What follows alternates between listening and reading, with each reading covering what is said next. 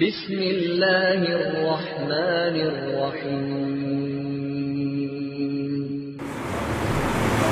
الحمد لله نحمده ونستعينه ونستغفره ونؤمن به ونتوكل عليه ونعوذ بالله من شرور أنفسنا ومن سيئات أعمالنا من يهده الله فلا مضل له ومن يضلله فلا هادي له ونشهد أن لا إله إلا الله وحده لا شريك له ونشهد أن سيدنا ومولانا محمدا عبده ورسوله أرسله إلى الناس كافة بشيرا ونذيرا وداعيا إلى الله بإذنه وسراجا منيرا صلى الله تعالى عليه وعلى آله وأصحابه وبارك وسلم تسليما كثيرا كثيرا وبعد فأعوذ بالله من الشيطان الرجيم بسم الله الرحمن الرحيم الرجال قوامون على النساء بما فضل الله بعضهم على بعض وبما أنفقوا من أموالهم والصالحات قانتات حافظات للغيب بما حفظ الله واللاتي تخافون نشوزهن فعظوهن واهجروهن في المضاجع واضربوهن فإن أطعنكم فلا تبغوا عليهن سبيلا إن الله كان عليا كبيرا صدق الله العظيم رب اشرح لي صدري ويسر لي أمري واحلل عقدة من لساني يفقهوا قولي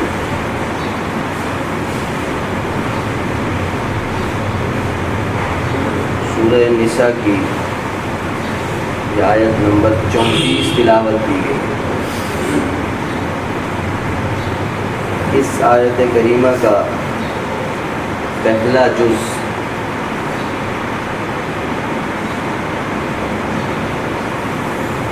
مردوں کی حاکمیت عورتوں پر،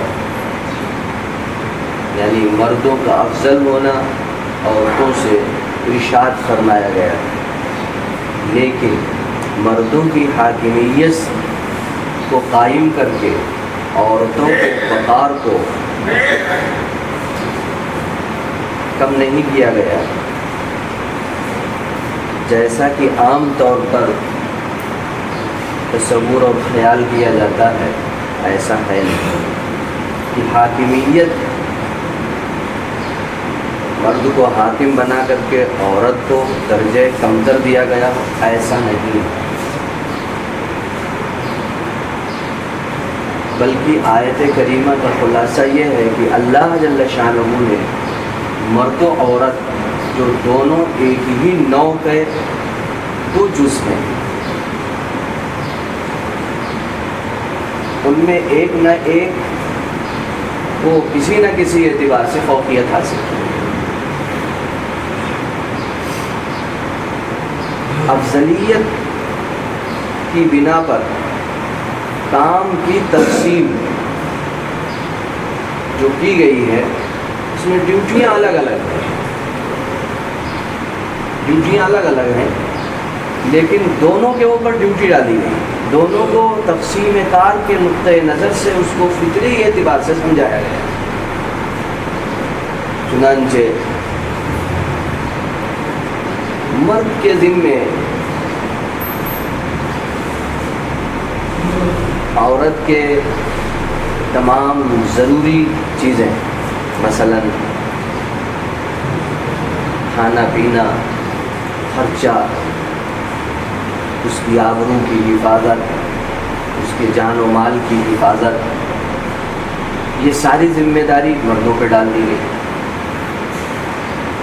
اب یہ ذمہ داری اس کے اوپر ڈال دی گئی تو دوسری تقسیم کار کی بنیاد پر خلقت اور فطری اعتبار سے اللہ تعالیٰ نے اس کی ذمہ داری بھی رکھی.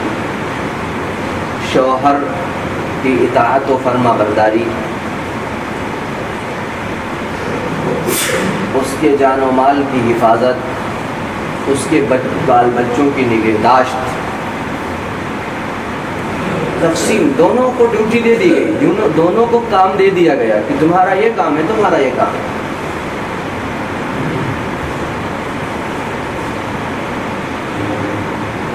جب دونوں کو اللہ تعالیٰ نے کام دیا ہے اور دونوں کو خلقت اور فطرت کے اعتبار سے کام دیے گئے تو اس میں کسی ایک کا نقصان نہیں ہے. جو اللہ جل شانہ کی تقسیم ہے اس میں کسی کا نقصان نہیں.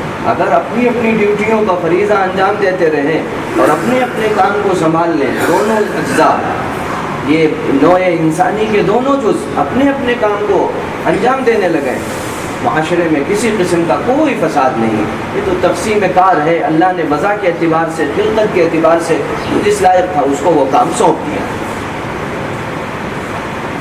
تو یہ آیت کریمہ میں پہلے تو اللہ تعالیٰ نے یہ ارشاد فرمایا تھا افضلیت ایک سے بڑھ کر کے دوسرا ہے، دوسرے سے بڑھ کر کے تیسرا ہے، تیسرے سے بڑھ کر کے چوتھا ہے، چوتھے سے بڑھ کے پانچواں. اللہ نے یہ تفاضل رکھا ہے اور یہ انسان کی خلقت و فطرت کے اعتبار سے. اور یہ چیز اللہ تعالیٰ نے ایک ہی جگہ انسانوں ہی میں نہیں، ہر چیز میں آپ دیکھیے تفاضل ہے، ہر چیز میں تفاضل ہے.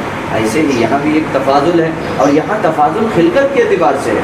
کام کے اعتبار سے کوئی تفاضل، کام کے اعتبار سے اور ذمہ داریوں کے اعتبار سے دونوں برابر ہیں. جو جس لائق تھا اس کو وہ کام حوالے کر دیا گیا. چنانچہ اسی نقطۂ نظر سے اب وراثت کے مسئلے کو سمجھنا چاہیے کہ عورت کو وراثت میں مرد سے آدھا ملتا ہے اور عورت سے دوگنا یعنی 2 حصہ مرد کو ملتا ہے.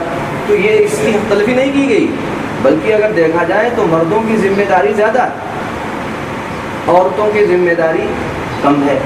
تو اس اعتبار سے تو مردوں کا حصہ کم ہے ان کی ذمہ داری کے لحاظ سے. مردوں کا حصہ جو کچھ بھی عورت سے اگرچہ دگنا ہے لیکن ذمہ داری کے اعتبار سے دیکھا جائے تو وہ پھر بھی کم ہے. اس لیے کسی نہ کسی اعتبار سے وہ پھر وہ عورتوں کو ہی پہنچتا ہے. چنانچہ اگر عورت بیٹی ہے تو ساری کی ساری ذمہ داری باپ کی، شادی ہو جائے تو ساری کی ساری ذمہ داری شوہر کی. شریعت نے کہیں بھی عورت کو کسی کے نان نفقے کا ذمہ دار نہیں بنایا.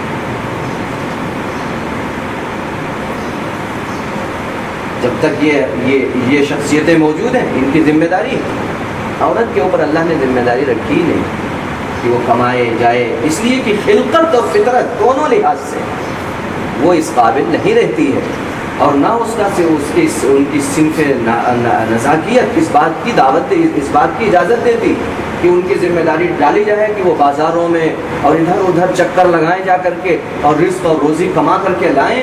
یہ ان کی خلقت اور فطرت کے لحاظ سے نامناسب تھا، اس لیے اللہ تعالیٰ نے یہ ذمہ داری مردوں کو دی.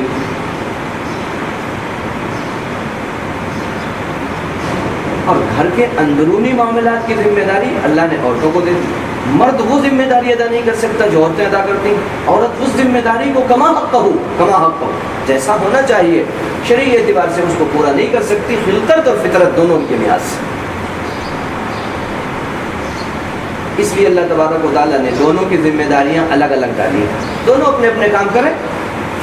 اور یہ تو علیحدہ علیحدہ ہوتا ہی ہے. عام طور پر جب 4-5 افراد ہوتے ہیں تو تقسیم کار ہوتا ہے، کسی کو کوئی کام حوالے کیا جاتا ہے، کسی کے کام کوئی حوالے کیا جاتا ہے، کسی کے حوالے کوئی کام کیا جاتا ہے. جو جس کا اہل ہوتا ہے اس کے حوالے کیا جاتا ہے. اب اگر مردوں کے حوالے بچوں کی نگہداشت کر دی جائے ان کے بس کی بات نہیں. تو اللہ تبارک و تعالیٰ نے اسی اعتبار سے کاموں کو حوالے فرمایا ہے، اور اسی اعتبار سے اللہ تعالیٰ نے اب اس کو سمجھنے کے بعد جب ہم یہ اچھی طرح سمجھ لیں گے تو قرآن کریم نے جو مردوں کو عورتوں پر حاکمیت کا درجہ دیا ہے اس سے جو تصور ذہن میں پیدا ہو سکتا ہے غلط کہ حاکمیت کا مطلب ہو گیا ہمیں حکومت ملی ہوئی ہے اس لیے ہم اس پر ظلم و ستم کریں اور ہم جیسے چاہیں ویسے چلائیں، نہیں. یہ تو صرف تقسیم کار کے لحاظ سے تاکہ دیکھیے ہر جگہ ہوتا ہے کہ ایک نہ ایک امیر تو منتخب کیا جاتا ہے، ایک نہ ایک کو تو اپنا بڑا مانا جاتا ہے کہ اس کی ماتحتی میں کام کیا جائے تاکہ کام صحیح ڈھنگ اور صحیح انتظام سے ہو سکے. اگر ہر آدمی آزاد ہو جائے تو انتظامی امور صحیح نہیں رہ سکتے. آپ 5 آدمی ساتھ میں سفر کر رہے ہو اور پانچوں اپنی اپنی مرضی کے مطابق چلیں تو ظاہر ہے اس کے اندر بڑا اختلاف پیش آئے گا. ایک ادھر جا رہا ہے، ایک ادھر جا رہا ہے، ایک ادھر جا رہا ہے، ایک ادھر جا رہا ہے، ساروں کی ڈیوٹی سارے کے رخ الگ ہوں گے تو ظاہر ہے پھر انتشار ہوگا. اس لیے کہا جاتا ہے بھائی سارے لوگ مشورہ کرتے ہیں، جو فیصلہ ہوتا ہے اس میں سے کوئی ایک اچھی رائے ہوتی ہے اس کی رائے کو قبول کر کے آگے کام کیا جاتا ہے. ایسے ہی حاکمیت کا درجہ صرف اس لحاظ سے، ورنہ تو شریعت نے پابند کیا ہے، شریعت نے پابند کیا ہے امور خانہ داری کے جتنے مسائل ہیں اس میں عورت سے مشورہ کرنا ہے. بغیر مشورے کے کام چلے گا نہیں، گاڑی آگے نہیں بڑھے گی. اس لیے قرآن کریم نے مشورے بات شاورن عن تراض منکم، آپس میں رضامندی کے ساتھ مشورے کرنے پڑیں گے۔ اس بات کو سمجھنے کے بعد اب اگلا جملہ، اس کی باتیں تو ہو چکی تھی، یہ پچھلی آیت کا پچھلے جز کا خلاصہ ہے۔ فالصالحات قانتات حافظات للغیب بما حفظ اللہ۔ پھر اللہ تعالیٰ نے تفاضل کی دوسری صفت، دوسرا سبب یہ ارشاد فرمایا تھا، یہ تو وہابی سبب ہے، اور دوسرا سبب اللہ نے ارشاد فرمایا تھا، اور یہ مرد لوگ مال خرچ کرتے ہیں اپنے، اور مال خرچ کرنے کا بڑا اہم خرچہ جو ان کا ہوتا ہے وہ مہر کا ہوتا ہے، مہر کا۔ اور مہر کے سلسلے میں سب سے زیادہ ہمارے ہندوستان میں اختلافات ہوتے ہیں۔ عین نکاح کے وقت مہر کا مسئلہ آتا ہے، اس سے پہلے بھی حالانکہ یہ مہر کا اہم مسئلہ ہے، اور سارے امور تو غیر شرعی انجام دے دیے جاتے ہیں، وہ تو طے کر لے جاتے ہیں، باراتی کتنے ہوں گے، جہیز کتنا ملے گا، یہ سب غیر شرعی چیزیں، اور یہ وہ کتنی چیز ملے گی، فلاں چیز کتنی ہوگی، کھانا کیسا ملے گا، یہ چیزیں جو غیر شرعی ہیں، جن کا شریعت میں کوئی لحاظ نہیں، جن کی شریعت میں کوئی وجود نہیں، وہ تو سب چیزیں طے ہوتی ہیں، جس کا وجود ہے مہر وہ طے نہیں، اسی میں اختلاف انتشار۔ فالصالحات قانتات حافظات للغیب، یہ دوسرا جملہ ہے، یہ ان عورتوں کے لیے ہے جو فرما بردار مطیع ہیں، اللہ نے جو تقسیم کار تقسیم کی ہے اس کے مطابق اپنے فریضے کو انجام دیتی ہیں، ان کی مدح سرائی اللہ تعالیٰ فرماتا ہے۔ چنانچہ وہ عورتیں جو نیک ہیں، قانتات اطاعت شیار، فرما بردار ہیں، اپنے شوہروں کی اطاعت کرتی ہیں، اس بات کی ذمہ داری ادا کرتے ہوئے، ذمہ داری کے ساتھ، حافظات للغیب بما حفظ اللہ، نیک ہیں، اور نیک ہونے کے ساتھ ساتھ میں اپنے شوہر کی مطیع فرما بردار ہیں، اس کی حاکمیت کو تسلیم کر کے اس کی ماتحتی میں اس کی اطاعت و فرما برداری کرتی۔ حافظات للغیب، شوہر نہیں ہے، اس کی غیر موجودگی میں، اس کی غیبوبت کے زمانے میں اس کے جان و مال، اس کی آبرو کی حفاظت کرتی ہیں بحفاظت الہیہ، اللہ کی حفاظت کے ساتھ میں، یعنی اللہ کی حفاظت کی توفیق کے ساتھ میں وہ اپنے جان کی اور شوہر کے مال کی اور اپنی آبرو کی حفاظت کرتی ہیں۔ حافظات للغیب بما حفظ اللہ۔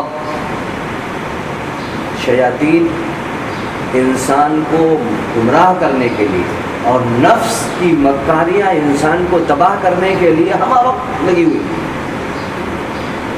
اور بالخصوص جان و مال آبرو کے سلسلے میں شیطان اور شیطانی مکائد اور نفس اور نفسانی مکائد ایک دم ایسا اس کے ساتھ میں لگے رہتے ہیں کہ وہ اس کو کہیں کا نہیں چھوڑتے۔ اگر اللہ جل شانہ کی مدد شامل حال نہ ہو تو یہ ممکن نہیں رہ سکتا۔ اور حالانکہ اپنی اعتبار سے صنف نازک مردوں کے مقابلے میں کم ہے، اس کے باوجود وہ اپنی آبرو اور جان اور مال اور شوہر کے مال کی حفاظت اتنی اچھی طریقے سے انجام دیتی، مرد کے لیے ممکن ہی نہیں ہے۔ اللہ نے اس کے اندر جو غیرت و حیا رکھی ہے، اس غیرت و حیا کی بنیاد پر وہ مردوں سے زیادہ محفوظ رہتی۔ بے حیائی کے کام مرد جتنے کرتے ہیں عورتیں بہت کم کرتی ہیں، اور یہ کس وجہ سے؟ اللہ کی مدد ان کے ساتھ ہے۔ یہ جملہ ہے، اللہ کی مدد ان کے ساتھ، بما حفظ اللہ، صرف وہ نیک ہوں، شوہر کی اطاعت شیاری ان کا شیوا ہو، غیبوبت میں بھی اپنی آبرو کی حفاظت اور شوہر کے مال کی حفاظت، اس کے گھر کی نگہداشت، اس کے بچوں کی پرورش و پرداخت ان کا فریضہ ہے۔ اگر یہ کام وہ کرتی ہیں تو بما حفظ اللہ، اللہ کی مدد ان کے ساتھ ہوتی ہے۔ بحفاظت الہی، یہ جملہ آیا ہے قرآن میں، اللہ تعالیٰ نے اس کا اضافہ فرمایا، دیکھو حافظات للغیب بما حفظ اللہ، اللہ کی حفاظت کے ساتھ بحفاظت الہیہ وہ اس کی غیبوبت میں حفاظت کرنے والی ہیں، نگہداشت رکھتی ہیں۔ یہ مطلب ہوگا اس جملے کا۔ چنانچہ عورتوں پر اللہ جل شانہ کی طرف سے یہ رحمت و عنایت ہے کہ ان کے اس معاملے میں اللہ تعالیٰ کی مدد شامل حال ہوتی ہے۔ وہ چونکہ گھروں میں رہتی ہیں، اللہ تبارک و تعالیٰ کی معیت بھی اور ان کی نصرت ان کے ساتھ ہے۔ یہ جملہ بالخصوص خاص طور سے عورتوں کے لیے اللہ تعالیٰ نے ارشاد کیا، اس سے بڑا اور کیا اعزاز ہو سکتا ہے؟ اللہ جل شانہ کی معیت ہوتی ہے. اگر اللہ جل شانہ کی معیت اور اس کی حفاظت کا یہ بندوبست نہ ہو اور اللہ کی طرف سے توفیق نہ ہو تو اس کے بس کی بات نہیں ہے. لیکن وہ مردوں کے مقابلے میں بے حیائی کے کاموں میں بہت کم ملوث ہوتی ہے. یہ دلیل ہے اس بات کی کہ اللہ جل شانہ کی مدد اس کے ساتھ. چنانچہ حدیث میں نبی کریم صلی اللہ علیہ وسلم نے ارشاد فرمایا، خیر النساء امرأۃ، عورتوں میں بہترین عورت وہ ہے اذا نظرت الیہا سرت کا، کہ جب آدمی اس کا شوہر اس کی طرف نظر ڈالے تو وہ خوش ہو جائے. خیر النساء امرأۃ اذا نظرت الیہا سرت کا واذا امرت اطاعت کا، اور جب اس کا شوہر کسی بات کو حکم دیتا ہے تو وہ اطاعت و فرما برداری کرتی، اس کی بات مانتی. وَإِذَا غِبْتَ عَنْهَا حَفِظَتْكَ فِي مَالِهَا وَنَفْسِهَا، اور جب شوہر کہیں چلا جاتا ہے تو اس کی غیبوبت کے زمانے میں اس کے مال میں اور اس کی آبرو میں اس کی آبرو کی حفاظت کرتی. اللہ کے رسول نے ارشاد فرمایا یہ بہترین، دنیا کی سب سے بہترین عورت خیر النساء امرأۃ. یہ اسی آیت کی تفسیر میں نبی کریم صلی اللہ علیہ وسلم نے ارشاد فرمایا. کتنی عمدہ بات ارشاد فرمائی. تو اللہ تبارک و تعالیٰ کی طرف سے یہ خصوصیات عطا کی گئی. پھر اس کے ساتھ میں نبی کریم صلی اللہ علیہ وسلم کا یہ ارشاد گرامی بھی ہے، وہ عورت جو نیک ہو، نیک سے مطلب نماز پڑھتی ہو، روزہ رکھتی ہو، اور اپنے شوہر کی اطاعت کرتی ہو، اور اپنی شرمگاہ کی حفاظت کرتی ہو. یہ اگر کام کر لے، اللہ کے رسول نے ارشاد فرمایا قیامت کے دن اللہ فرمائے گا جنت کے جس دروازے سے چاہے داخل ہو. صرف اتنے کام کر کے جنت کے جس دروازے سے چاہے وہ جنت کے داخل ہو.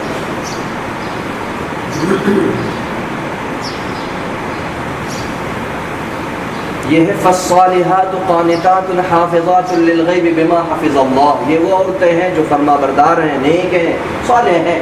اللہ تعالیٰ نے ان کے سلسلے میں گفتگو کرنا. اب ظاہر ہے برابر ہوتے نہیں، کچھ ایسے میں ہوتے ہیں جو خراب ہوتے ہیں، تھوڑی بہت غلطیاں بھی ہوتی ہیں. ان کے لیے آگے لا واللاتی تخافون نشوزهن فعظوهن واهجروهن فی المضاجع واضربوهن. کچھ ایسی بھی ہیں جو نافرمانیاں کرتی ہیں، جن سے کوئی غلط کام بھی صادر ہوتے ہیں، غلطیاں بھی ہوتی ہیں. اور جو عورتیں جن سے ان کی بد دماغی کا تم کو اندیشہ ہو، بد دماغی کا احتمال ہو، یعنی نافرمانی بد دماغی ہی کی وجہ سے ہوتی. اگر وہ عورتیں جن سے تمہیں اندیشہ ہے بد دماغی کا،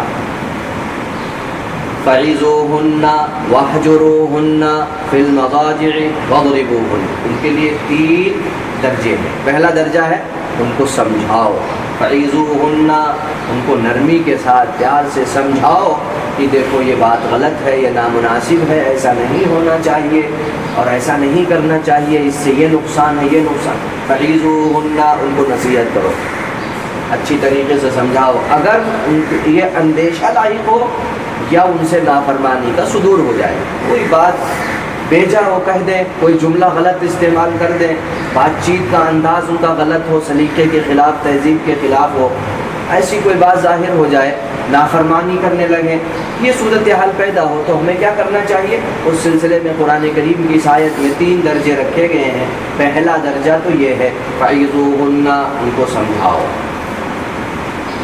اچھی طریقے سے ان کو بتاؤ، سمجھاؤ، نصیحت کرو. بات بن جائے تو قبیحہ ہے تو اچھی بات ہے. وَاهْجُرُوهُنَّ، دوسرا درجہ ہے پھر بھی نہ مانے، کوئی اس سے بھی زیادہ نافرمانی پہ اتر آئے یا اور زیادہ آگے بڑھنے لگے تو پھر شریعت نے حکم دے وَاهْجُرُوهُنَّ فِي الْمَضَاجِعِ، تو تم ان کو چھوڑ دو ان کے لیٹنے کی جگہوں میں، یعنی ان کے لیٹنے کی جگہوں میں سے تم نکل جاؤ، الگ ہو جاؤ. قرآن کے الفاظ کا ترجمہ تو یہی ہوگا وَاهْجُرُوهُنَّ فِي الْمَضَاجِعِ، کہ تم ان کو ان کے لیٹنے کی جگہوں میں ان کو تنہا چھوڑ دو. یعنی علیحدگی اختیار کر لو. گھر علیحدہ مت کرو، گھر علیحدہ کرنے کا حکم نہیں دیا گیا، نہ کمرہ علیحدہ کرنے کا حکم دیا گیا، صرف بستر علیحدہ کرنے کا حکم دیا گیا ہے کہ ان سے بالکل علیحدہ ہو جاؤ تو اس کی بد دماغی کو جو اس اندیشہ تھا وہ ممکن ہے ختم ہو جائے اور اس کی سمجھ میں آ جائے اور وہ بات مان لے. یہ 2 درجے مستحسن ہیں اور یہ 2 درجے بہتر ہیں. چنانچہ اگلا جو درجہ ہے وہ ہے وَضْرِبُوهُنَّ، اور اگر اس کے باوجود بھی وہ اطاعت اور فرما برداری پر آمادہ نہ ہو تو تم اس کو مارو. وَضْرِبُوهُنَّ، یہ مارنے کا حکم دیا گیا ہے. اس کی تفسیر یہ ہے کہ مارو، ایسی مارو نہ تو زخم آئے نہ کہیں ہڈی پہ چوٹ لگے، ایسا زخم ایسا طریقہ استعمال نہیں کرنا جس سے ایسا نقصان ہو. لیکن پھر آپ صلی اللہ علیہ وسلم کی ایک روایت ہے جس میں یہ ہے کہ یہ مارنا اچھے مردوں کی شان نہیں. بہرحال مارنے والا جو سلسلہ ہے یہ بہتر اور اچھا آدمی نہیں کر سکتا. چنانچہ حضرات انبیاء علیہم السلام سے 2 ہی درجے ثابت ہیں. تیسرا درجہ کبھی انبیاء علیہم السلام سے وجود میں آیا ہی نہیں. نصیحت اور وَاهْجُرُوهُنَّ فِي الْمَضَاجِعِ تک بات ہے. وَاضْرِبُوهُنَّ کا اب کہیں حدیث میں اور کہیں آپ صحیح کسی کتاب کسی زمانے میں حضرات انبیاء علیہم السلام سے یہ درجہ نہیں ملے گا تیسرا والا، بلکہ یہ مارنے کا حکم منسوخ ہو گیا. حضرت زید ابن زہیر رضی اللہ تعالیٰ عنہ کی بیٹی تھی حبیبہ. حبیبہ کا نکاح زید ابن زہیر نے سعد ابن الربیع سے کر دیا. سعد ابن الربیع کے نکاح میں حبیبہ جب آئیں تو ایک دن اتفاق سے کوئی بات ہوئی تو سعد ابن الربیع نے ان کو تھپڑ مارا بہت تیزی کے ساتھ. انہوں نے اپنے والد سے شکایت کی تو ان کے والد ان کو لے کر کے یعنی زید ابن زہیر اپنی بیٹی حبیبہ کو لے کر نبی کریم صلی اللہ علیہ وسلم کی خدمت اقدس میں حاضر ہوئے اور بتائے یا رسول اللہ ایسا ایسا سعد ابن الربیع نے کیا ہے. تو آپ صلی اللہ علیہ وسلم نے ارشاد فرمایا حبیبہ کو یہ حق ہے کہ وہ جا کر کے اپنے شوہر کو اتنی ہی طاقت اتنی ہی زور سے وہ تھپڑ مارے تماچا مارے جتنی زور سے ان کے شوہر نے مارا. یہ قصاص اور بدلہ ہے. چنانچہ زید ابن زہیر اپنی بیٹی کے ساتھ چلے تاکہ بدلہ لے لے انتقام لے لے. تھوڑی دور گئے تھے اللہ تعالیٰ نے یہ حکم نازل فرمایا کہ اگر صورتحال ایسی ہو جائے تو مارنے کی اجازت ہے اور اگر شوہر مار دے تو انتقام لینے کی اجازت نہیں. چنانچہ جب یہ آیت نازل ہوئی نبی کریم صلی اللہ علیہ وسلم نے زید بن زہیر کو بلوایا اور بلوا کر کے یہ حکم سنایا. چنانچہ حضرت صدیق اکبر رضی اللہ تعالیٰ عنہ کی صاحبزادی ارشاد فرماتی ہیں پہلے لوگ زیادہ مارتے تھے تو نبی کریم صلی اللہ علیہ وسلم اور شریعت اسلامیہ کا حکم تھا کسی عورت کو مارا نہیں جائے گا، اگر وہ نافرمانی کرے گی تو اس کی دوسری اور شکلیں ہیں ان کو اختیار کیا جائے گا لیکن مار پٹائی نہیں ہوگی. پھر جب مدینہ المنورہ میں نبی کریم صلی اللہ علیہ وسلم تشریف لائے تو دیکھا کہ عورتیں شیر ہو گئی ہیں، عورتیں جواب دینے لگی ہیں اور وہ نافرمانیوں پہ اتر آئی ہیں تو پھر مارنے کا یہ حکم دوبارہ نازل ہو گیا لیکن اس کے اندر یہ شرائط رکھ دی گئی. چنانچہ نبی کریم صلی اللہ علیہ وسلم نے جو ارشادات فرمائے ان کا خلاصہ یہی ہے کہ اچھا آدمی نیک آدمی مارنے کا سلسلہ نہیں رکھتا. چنانچہ ایک صحابی آئے آپ صلی اللہ علیہ وسلم کی خدمت اقدس میں اور انہوں نے آ کر کے بڑے تمطراق سے یہ کہا یا رسول اللہ میں نے اپنی بیوی کو مارا. تو آپ صلی اللہ علیہ وسلم کا چہرے انور سرخ ہو گیا اور فرمایا وہ تو نازک ہے، ان صنف نازک کو مارتے ہو اور اپنی بہادری جتاتے ہو. اگر بہادر ہو اپنے مد مقابل کے مار کے دکھاؤ، اپنے مد مقابل سے لڑو، اپنے سے زیادہ طاقت والے سے مقابلہ کرو. تم ایک مارو گے وہ 4 مارے گا اور ان سے مارنے کے بعد تم کبر کا اور نخوت کا یہ پیکر سا کر ہم کو سناتے ہو. نبی کریم صلی اللہ علیہ وسلم سخت ناراض ہوئے کہ آپ صلی اللہ علیہ وسلم نے ارشاد فرمایا کوئی ایسی چیز نہیں، یہ ظلم ہے، یاد رکھو اللہ کو زیادہ طاقت اور زیادہ اختیار حاصل ہے تم سے جتنا تمہیں ان کے اوپر اختیار حاصل ہے۔ اس لیے یاد رکھو اللہ جل شانہ کو زیادہ اختیار ہے، وہ زیادہ قوت والا ہے، اس کی طاقت سے اور اس کی قوت سے اور اس کے امر سے ڈرو، اور اللہ جل شانہ نے جو حقوق تم پر عائد کیے ان کو پورا کرو۔ یہ ان عورتوں کے لیے ہے جو شوہر کی اطاعت و فرما برداری کے سلسلے میں گستاخیاں کریں، کچھ نافرمانی کریں، تو ان کے لیے ظاہر ہے جب معاشرے میں سارے لوگ ہیں تو تعزیری احکام بھی ہونے چاہیے، ایسی صورتحال پیدا ہوتی، سارے کے سارے نیک ہی تو نہیں ہے، بد بھی ہیں، ظاہر ہے یہ تو معاشرہ ہے، سب برابر نہیں، سارے انسان برابر نہیں، تو یہ ساری کی ساری شکلیں اللہ تعالیٰ نے رکھی ہیں، اور اس کے یہ 3 درجے ہیں، ان 3 درجوں میں سے 2 درجے تو آپ کو مل جائیں گے حضرات انبیاء علیہ السلام کے یہاں نمونے کے طور پر بھی، حضرات صحابہ کے یہاں بھی ملیں گے، اس کے بعد آپ کو بہت کم تیسرا درجہ ملے گا۔ یہ تیسرا درجہ تو جہالت والوں کے یہاں زیادہ ملے گا، وہاں مار پٹائی، وہاں لاٹھی ڈنڈے چلتے ہیں، وہاں صورتحال علیحدہ ہوتی، وہاں شریعت کا کوئی کام نہیں ہوتا۔ اس کے بعد اللہ تعالیٰ نے ارشاد فرمایا فَإِنْ أَطَعْنَكُمْ، اگر اس کے بعد وہ سمجھ جائیں تمہاری اطاعت کریں، فَلَا تَبْغُوا عَلَيْهِنَّ سَبِيلًا، تو پھر ان کے سلسلے میں اب کوئی راہ مت تلاش کرو، اب کوئی الزام مت رکھو ان کے اوپر، اب انہوں نے تمہاری اطاعت اور فرما برداری کر لی ہے اور وہ سمجھ گئی ہیں، تو پھر اب کسی قسم کی کوئی بات مت کرو۔ ان اللہ کان علیٰ کبیرا، یہ آخر میں اللہ تعالیٰ نے ارشاد فرمایا یقیناً اللہ تعالیٰ بہت بلند بڑی عظمتوں والا ہے، اس کی بلندی کو مد نظر رکھو، اس کی عظمت کو دیکھو، وہ تم سے بھی بہت زیادہ بڑا اور قوت والا ہے۔ اس لیے یہ اللہ تعالیٰ کی طرف سے عائد کرتا معاشرتی حقوق ہیں، معاشرتی رہن سہن کے سلسلے میں جو اہم اور ضروری باتیں ہیں وہ یہ قیامت کے دن اللہ کے رسول نے ارشاد فرمایا سب سے زیادہ باوزن عمل کون سا ہوگا؟ اخلاق۔ انسان کا اخلاق سب سے زیادہ باوزن ہوگا قیامت کے دن، جب اعمال نامے تولے جائیں گے، جب ترازوی انصاف قائم ہوگا، اس میں سب سے زیادہ وزنی عمل اخلاق، اور تم میں اس شخص کا اخلاق سب سے اچھا ہے جو اپنی اہل کے ساتھ اچھا، جس کے اہل یہ کہیں کہ ہاں یہ با اخلاق ہے، اہل سے مراد بیوی، جو اپنی بیویوں کے لیے اچھا ہو وہ سمجھو بہت بڑا با اخلاق ہے، اور ایسا بہت کم ہوتا ہے۔ یہی سب سے زیادہ سلسلہ یہی ہے کہ بیویوں کے نزدیک شوہروں کے سلسلے میں یہ جملہ آپ کو کہیں نہیں ملے گا کہ یہ شوہر بہت با اخلاق ہے، یہی ملے گا یہ بہت بد اخلاق ہے۔ یہ سب سے زیادہ اہم بات ہے، اس لیے نبی کریم صلی اللہ علیہ وسلم نے ارشاد فرمایا تم میں سب سے بہتر وہ ہے جو زیادہ با اخلاق ہے، اور ان با اخلاق میں اپنے اہل کے ساتھ سب سے زیادہ با اخلاق ہے، سب سے زیادہ لطف و مہربانی کا معاملہ کرتا ہوں۔ اس لیے یہ نبی کریم صلی اللہ علیہ وسلم کی ہدایات ہیں، اور یہ آیت کریمہ کے احکامات ہیں اور یہ درجے ہیں، تو یہ معاشرتی رہن سہن سے متعلق احکامات کا سلسلہ چل ہی رہا ہے، یہ اسی سلسلے کا حکم ہے، اور یہ معاشرتی حکم ہے کہ اس طریقے سے ہمیں زندگی گزارنی، سلیقہ، تہذیب، تمدن جو شریعت بتائے اس سے بہتر کوئی طریقہ ممکن ہی نہیں ہے رہن سے، اور اس سے بہتر ہو ہی نہیں سکتا۔ لیکن آج معاشرے کے اندر قرآن کریم کے یہ دستور و قوانین اور یہ ضابطے بہت کم نظر آتے ہیں۔ اگر اس کے مطابق زندگی گزرنے لگے تو کتنا سکون معاشرے میں آ جائے، پوری معاشرت کتنی عمدہ ہو جائے، اور پورا معاشرہ ہمارا اسلامی ہو جائے۔